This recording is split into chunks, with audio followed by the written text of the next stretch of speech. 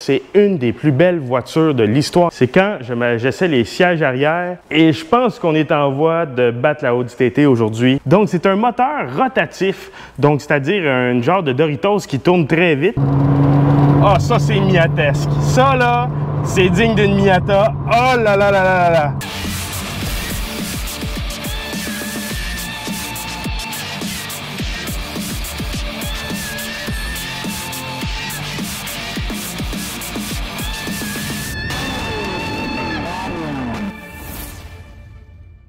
Salut, Charlie Pop pour CarPop et aujourd'hui, la Mazda RX-7. Donc, c'est quoi la Mazda RX-7? Bien, en 1978, Mazda lance la RX-7 de première génération. Elle va s'appeler Savannah RX-7 au Japon, RX-7 ici en Amérique du Nord, RX signifiant Rotative Experimental, 7 étant la 7e expérience rotative. Donc, Mazda lance ce petit coupé sportif qui va servir de voiture halo en Amérique du Nord et qui va être une sportive vendue au Japon, la voiture halo étant la Mazda Uno au Japon. La voiture va connaître un très bon succès et son fameux moteur rotatif va lui permettre de se bâtir une réputation de voiture assez performante pour l'époque. En 83, on arrive avec la deuxième génération, encore une fois nommée la RX-7 et Savannah RX-7 au Japon. Et il va avoir une version turbo qui va développer environ 220 chevaux et qui va connaître encore une fois un énorme succès. Donc la Mazda RX-7 va vraiment laisser sa trace à partir de la troisième génération que voici. Donc, elle va arriver en 91. On va avoir toujours un moteur rotatif, mais cette fois-ci avec des turbos séquentiels et surtout un look à mourir. Et aujourd'hui, ce que je vous propose, c'est qu'on va faire le tour de la Mazda RX-7. Je vais vous présenter l'extérieur, l'intérieur, la mécanique. Ensuite, on va aller en essai routier et finalement, on va jaser prix. J'ai emprunté cette voiture à Pro Nanotech sur la Rive-Sud. Ils m'ont prêté également leurs locaux pour filmer. C'est pour ça qu'on a un super éclairage. Et si je peux essayer votre véhicule, vous pouvez m'écrire à l'adresse courriel en bas ou via notre page Facebook, CarPop QC. Pas besoin que ce soit un véhicule neuf. Si vous avez la nouvelle Civic hybride, j'aimerais vraiment ça l'essayer. Donc, écrivez-moi, j'attends de vos nouvelles. Débutons par l'extérieur. La RX-7 de troisième génération, c'est une des plus belles voitures de l'histoire à mon avis. Et c'est la plus belle voiture à mes yeux que le Japon a produit. C'est vraiment une voiture magnifique avec une ligne intemporelle. En avant de la RX-7, c'est vraiment simple et c'est tout en rondeur. On a un pare-brise qui est quand même assez imposant vu les dimensions de l'auto. Le capot, comme vous pouvez voir, est tout simple, tout en rondeur, pas de relief dedans, rien, pour pas briser la ligne. On a les phares avant qui sont intégrés, des fameux pop-up headlights qui, dans le fond, ne viennent pas briser la ligne. C'est super joli. Le pare-choc avant, encore une fois, tout en rondeur avec les phares de jour et les clignotants intégrés. On a aussi les phares anti-brouillard avec un petit logo rotatif en plein centre, le fameux triangle. Et on a la bavette d'origine qui est noire, qui vient donner un look un peu plus sportif. Mais comme on voit, il n'y a rien d'excessif dans la ligne de la RX-7. C'est ce qui fait sa beauté. Sur le côté de la Mazda RX-7, c'est là qu'on réalise que la Mazda RX-7, c'est pas une voiture qui est très grosse. On est à peu près dans les formats d'une Mazda Miata. Donc Mazda a fait la voiture très petite pour être plus maniable et plus légère. Donc résultat, on a une voiture qui n'est pas très grande, mais on a quand même gardé des super belles proportions qui font que la voiture est vraiment jolie. À l'avant, on a une aile toute en rondeur avec une petite trappe d'air ici qui est vraiment jolie. Le propriétaire a rajouté une bavette latérale qui vient donner un look un peu plus sportif au véhicule. Et encore une fois, la ligne du véhicule très simple, pas de relief, rien, tout en rondeur. C'est vraiment, vraiment beau. On remarque aussi que le toit est quand même assez bas et que la fenêtre est quand même assez petite.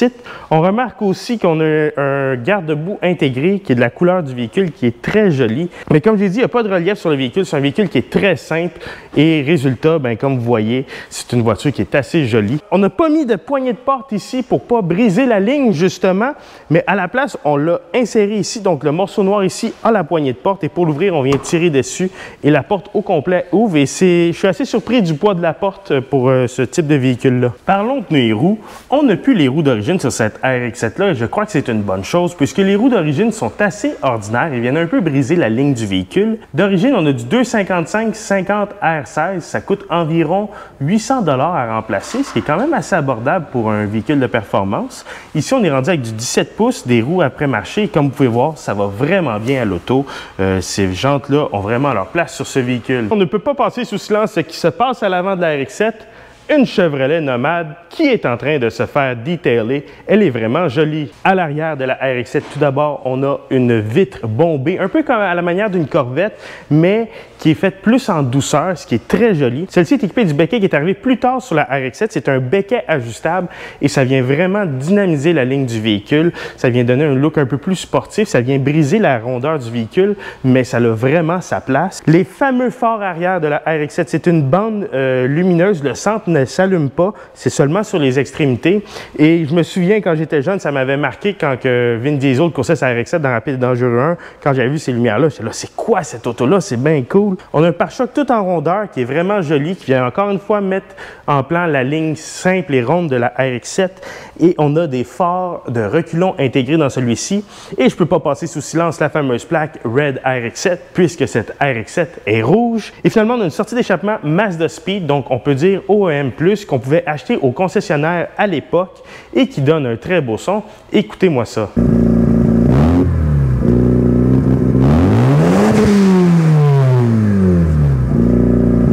Parlons espace cargo. À cause de l'aileron qui a été rajouté, la valise ne tient plus, donc il faut que je la tienne moi-même.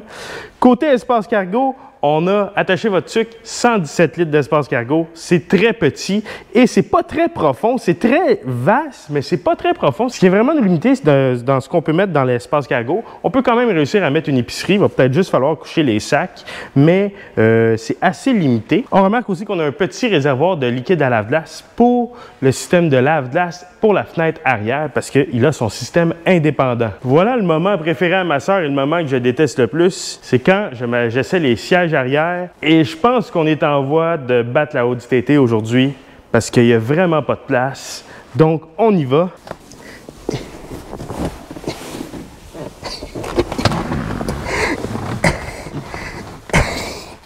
J'ai réussi! Je peux pas replacer le banc. Donc, à l'arrière de la RX-7, ben, comme vous avez vu, j'ai pas pu replacer le banc. Puis, c'est vrai de loin le pire siège arrière qu'on a eu à date sur la chaîne. Je suis pogné. Il n'y a pas rien, il n'y a pas d'accoudoir, rien.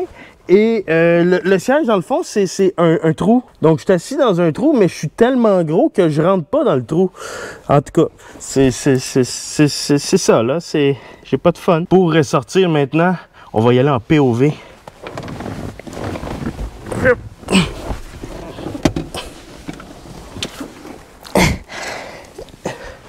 J'ai réussi. Même un enfant ne sera pas confortable, oubliez ça. La présentation intérieure est réussie. La qualité des matériaux ne traverse pas très bien le temps et la qualité d'assemblage est correcte. À l'intérieur, tout d'abord, le panneau de porte, il est en plastique et il n'y a rien dedans. Et on peut voir que le plastique a malheureusement mal vieilli. Non, il n'est pas sale, c'est juste le temps qui fait ça sur certains plastiques à l'intérieur de l'auto. Donc, le plastique, dans le fond, devient comme s'il était tout poussiéreux, mais c'est vraiment le temps qui fait ça sur cette auto. Là, on a une bouche d'aération directement dans la porte. Pourquoi? Parce qu'on n'a pas beaucoup d'espace, vous allez voir. On est vraiment serré à l'intérieur. Et résultat, ben, pour maximiser l'espace, on a mis la bouche d'aération à cet endroit. On a un volant d'après-marché et c'est un must pour nous, les Nord-Américains, d'avoir un volant d'après-marché dans une RX-7 parce qu'il n'y a vraiment pas beaucoup d'espace. Même avec le volant d'après-marché, comme vous pouvez voir, mes cuisses y touchent. Il va vraiment falloir que je conduise comme ça pour pouvoir opérer le véhicule. J'aurai pas le choix. On a aussi un indicateur de pression du turbo qui a été rajouté. C'est assez important d'avoir ça dans ce véhicule-là. On a aussi nos cadrans d'origine et on a le compte tours en plein centre et on voit qu'il monte jusqu'à 8000 tours. On a la pression d'huile, on a la température et on a notre niveau d'essence, aiguille qui descend très vite. Au centre, la climatisation, le positionnement est exemplaire et comme on peut voir encore une fois, on dirait que le plastique est sale, mais le plastique est en fait propre. C'est vraiment de la façon que le plastique use que ça fait ça. C'est assez particulier, merci. On a également une radio Toyota à écran tactile ici en plein centre. Ça remplace dans le fond la radio d'origine. Et on a notre levier de vitesse qui, lui, a une forme de triangle pour nous rappeler que c'est une voiture à moteur rotatif. Et également, on a notre frein à main juste à côté de nous. Mais encore une fois, comme je vous ai dit, c'est très serré à l'intérieur. On a notre bouton pour le dégivreur arrière ici. Et on a notre bouton pour les phares anti-brouillard juste ici. Et au centre, on a un bouton qui sert à rien. Et ici, on a encore une fois des boutons qui servent à rien. Et on a un petit cendrier pour pouvoir botcher lorsqu'on conduit. Côté passager, on a une poignée pour se tenir et elle a une forme de triangle pour nous rappeler que c'est un rotatif. Pour ouvrir la poignée de porte, on vient glisser notre doigt ici et on pousse et on l'ouvre. Et je vous ai pas parlé, mais cette porte-là, c'est une porte de grange, elle doit peser 4 tonnes, je sais pas, c'est une des plus lourdes portes qu'on a eues sur CarPop. Les bancs sont en genre de tissu qui agrippe beaucoup, mais c'est pas de l'Alcantara, mais c'est assez similaire. Et ils sont super confortables, très bien rembourrés, offrent un excellent support, juste peut-être un peu serré pour un gros monsieur comme moi. Sous le capot de la RX-7, on trouve un seul moteur offert en Amérique du Nord et c'est le 13B RE. Donc c'est un moteur rotatif, donc c'est-à-dire un genre de Doritos qui tourne très vite. Et c'est un moteur qui est assez petit, comme vous pouvez voir, il est à peu près ça de long et c'est 1,3 litres seulement. Il est accompagné de 2 turbos. Malgré ces 1,3 litres, on produit 280 chevaux et 219 livres-pieds de couple, des chiffres qui sont assez non négligeables. Et je vous rappelle que, étant donné que c'est la version japonaise, on a cette puissance-là et qu'il y avait un Gentleman's Agreement, donc 280 chevaux, on peut s'attendre à plus. Ce moteur-là n'a pas une super bonne réputation. C'est un moteur qui est très complexe à entretenir. Comme vous pouvez voir, premièrement, le système de turbo séquentiel prend beaucoup de place et il est très complexe. Le premier turbo embarque à 1600 tours jusqu'à 4000 et à 4500 tours, le deuxième turbo embarque et c'est vraiment complexe. C'est de la tuyauterie, c'est toute mécanique. Ensuite, il y a des problèmes d'encrassement, il y a des problèmes de fameux seals d'Apex, donc les seals qui vont au bout des Doritos, comme on dit, qui s'usent et qui, dans le fond, font que le moteur n'a plus de compression. Donc, c'est une mécanique qui est assez complexe. Également, on a une bonne consommation de carburant et pour le préserver, on recommande de le rouler au prémix, donc à l'essence 2 temps, donc l'essence mélangée avec de l'huile. Donc, le propriétaire fait ça pour justement le préserver. On a une suspension multibras avant et arrière avec des freins à disque aux 4 roues. Et on a un poids quand même assez réduit de 1260 kg, ce qui est très léger, même par rapport aux standards modernes. Et avec 280 chevaux, on devrait pouvoir s'amuser avec ça.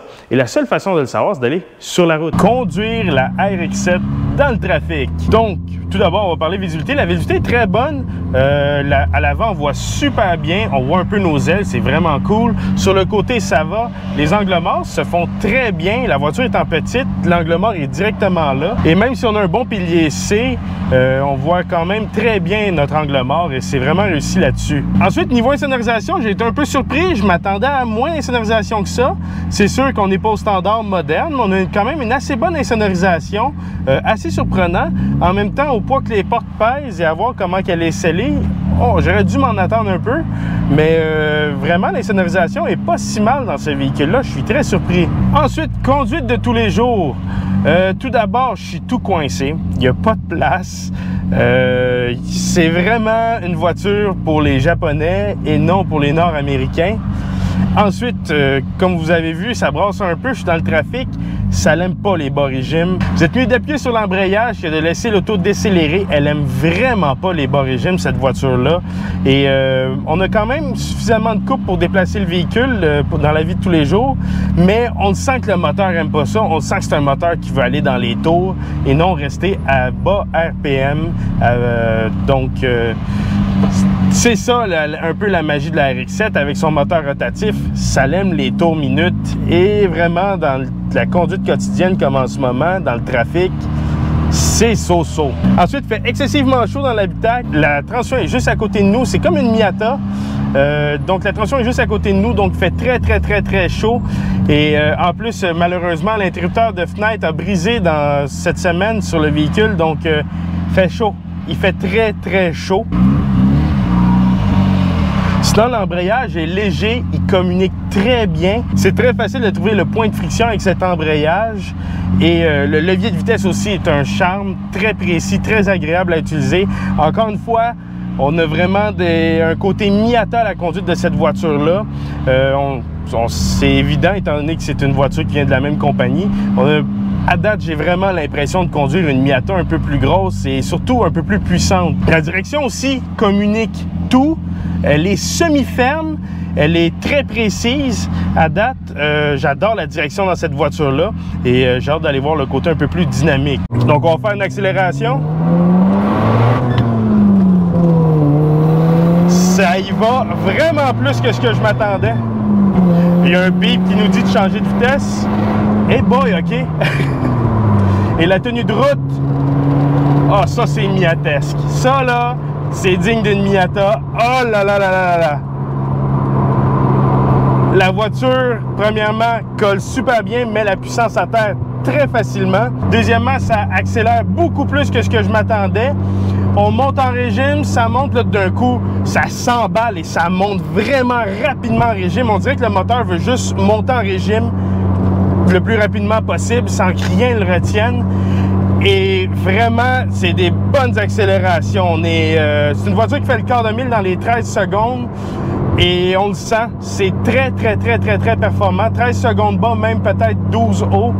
C'est très performant. Et pour l'époque, c'est vraiment surprenant. Également, comme j'ai dit, la tenue de route, elle est juste incroyable. La direction est d'une précision chirurgicale.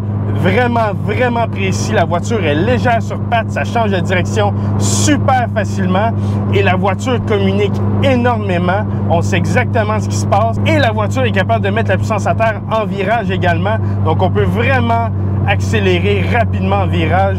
Vraiment une belle surprise, cette voiture-là. J'avais lu que c'était comme une Miata, mais un plus performant, mais je ne m'attendais pas à ce que ce soit aussi bon que ça. Vraiment. Là, tu as juste le goût d'aller dans un chemin de campagne et t'amuser à journée longue. Tu as juste le goût de ne pas lever le pied. Son propriétaire me disait une machine à tickets. J'étais comme, ah, là, maintenant que je l'ai vécu, c'est une machine à tickets. Tu as vraiment le goût de tout le temps la pousser, de t'amuser avec. Également, la troisième vitesse est quand même assez longue. C'est surprenant. Je pensais pas qu'elle serait longue comme ça, mais ça n'affecte pas le côté joueur de la voiture, pas du tout. Vraiment très le fun. Une différence entre la Miata et la RX-7, c'est que sur l'autoroute, on peut continuer à avoir du plaisir. La Miata sur l'autoroute, quand tu fais une accélération, c'est ça. Mais la RX-7, ça continue. C'est vraiment trippant. Tu n'as même pas le goût de la mettre en cinquième. Tu as juste le goût de rouler en quatrième et de continuer d'écouter le fameux son du moteur rotatif qui est assez particulier. C'est vraiment le fun. Je pensais pas que c'était pour être le fun comme ça. En conclusion, la Mazda RX-7, c'est une voiture qui est vraiment trippante à conduire. Elle mérite sa place au panthéon des plus grandes voitures JDM jamais faites. Vraiment excitant. Beaucoup de communication, direction exemplaire, mécanique trippante. C'est plate que ce soit pas fiable, mais Colin, que c'est une voiture qui mérite d'être préservée et qui mérite d'être conduite. Je suis arrivé ce matin, ma barre était là. Elle a relevé la barre, vraiment excitant. Je pense qu'elle va être dans le top 5 des bébelles de l'année, la RX-7. Vraiment excitant comme voiture. Je ne m'attendais pas à avoir autant de plaisir. Maintenant, parlons prix. La Mazda RX-7 de 3e génération est une voiture qui est considérée comme un classique déjà. Donc, les prix ont fortement augmenté. Mais il y a quand même beaucoup de disparités entre les modèles à droite et les modèles conduite à gauche, donc les modèles nord-américains. Et on va débusquer tout ça là-dedans. Donc, battez des modèles qui sont en mauvais état, qui ont besoin d'une restauration, 10 à 20 000 $. Ça dépend de l'état de la carrosserie, de l'état de la mécanique, etc. Donc, 10 à 20 000 $, c'est déjà quand même assez dispendieux. Missile, 15 à 25 000 $. Encore une fois, c'est une voiture qui est en état de rouler, mais qui a besoin d'amour. Donc, 15 à 20 000 $, ça peut être un rotor qui manque de compression, etc. Ça peut être aussi de la corrosion. C'est des voitures qui rouillent énormément. Donc, 15 à 25 000 $. Usure normale, 30 à 50 000 $. Ça dépend des modèles. Donc, 30 000, c'est une importée du Japon qui est en bon état, qui a été peut-être un peu modifiée. 50 000, c'est un modèle qui est en super bon état d'Amérique du Nord, bien maintenu. On exclut les versions R2. On a eu quelques-unes R2 ici en Amérique du Nord et ils en ont fait 500 dans le fond. Donc, c'est hyper rare comme version. Les R2 vont probablement ramener un 10 à 30 000 de plus. Bien maintenu, c'est ce qu'on avait à l'essai, 50 à 80 000 $. Actuellement, celle qu'on avait à l'essai est en vente à 60 000 $. Pourquoi elle n'est pas 80 000? C'est parce qu'elle est conduite à droite. Si elle avait été conduite à gauche, elle aurait été 80 000 $. Bien maintenue, c'est là que j'irais. C'est des voitures qui ont un certain coût d'entretien. C'est des voitures qui sont complexes à maintenir et c'est des voitures qui rouillent. Donc, bien maintenues, vous évitez tous ces problèmes-là. Celle qu'on avait à l'essai était vraiment juste magnifique. Un exemplaire qui était incroyable, d'une qualité surprenante. donc j'irais bien maintenu. Encore une fois, si vous trouvez une R2, vous risquez de payer au-delà des 100 000 $ dans le bien maintenu, parce que les R2, comme j'ai dit, c'est une version très rare qu'on a eu en Amérique du Nord avec une suspension recalibrée. Collection 80 à 150 000, je crois que c'est une voiture qui va prendre encore de la valeur, surtout en modèle de collection. Pourquoi? Parce qu'il n'y en a pas eu beaucoup de fabriqués. C'est pas une voiture qui s'est vendue énormément et je crois qu'elle mérite le statut comparable à la Mercedes 300 SL, à la Jaguar E-Type en termes de look, d'un look légendaire, vraiment joli, qui traverse le temps. Donc 80 à 150 000 en collection et je crois que ça va encore augmenter. Personnellement, j'irais bien maintenu pour pouvoir la conduire parce que c'est pas juste le look, cette voiture-là, c'est l'expérience de conduite. C'est une voiture qui est tout simplement incroyable à conduire. Mais collection, si vous voulez la stationner, faire un bibelot avec, très intéressant également. Maintenant, on commence à voir plusieurs voitures JDM sur CarPop et je me suis dit que j'étais pour faire un top 3. Donc, j'ai mis la Dodge Stealth là-dedans parce que la Dodge Stealth, ben, c'est une Mitsubishi 3000 GT. Donc, en première place à date, c'est la Mazda RX-7, suivie de la Dodge Stealth, suivie de la Silvia S15. La Dodge Stealth, en passant, pour le prix, ça demeure encore un super bargain. Je veux dire, une bien maintenue, vous allez payer 15 000 $, tandis qu'une RX-7, vous allez payer 30 à 50 000 $. Et laquelle est le plus compliqué à entretenir? C'est pas mal similaire, mettons. Donc, la Dodge Stealth est super intéressante en passant. Mais côté conduite, côté look, la Mazda RX-7 l'emporte sur la Stealth. La conduite est vraiment analogue. C'est une voiture de puriste. Et dans le fond, elle est aussi excitante à regarder qu'à conduire. Donc, la Mazda RX-7, je vous la recommande, mais soyez avertis, très compliqué à maintenir cette voiture-là sur la route, très dispendieux. Si vous voulez la maintenir sur la route, je vous conseille de la rouler avec de l'essence 2 temps pour vraiment augmenter la durée de vie du moteur. Mais c'est une voiture qui est vraiment impressionnante. Et comme j'ai dit dans ma vidéo, j'avais des attentes et elles ont été dépassées. Une des voitures les plus excitantes que j'ai conduites à ce jour.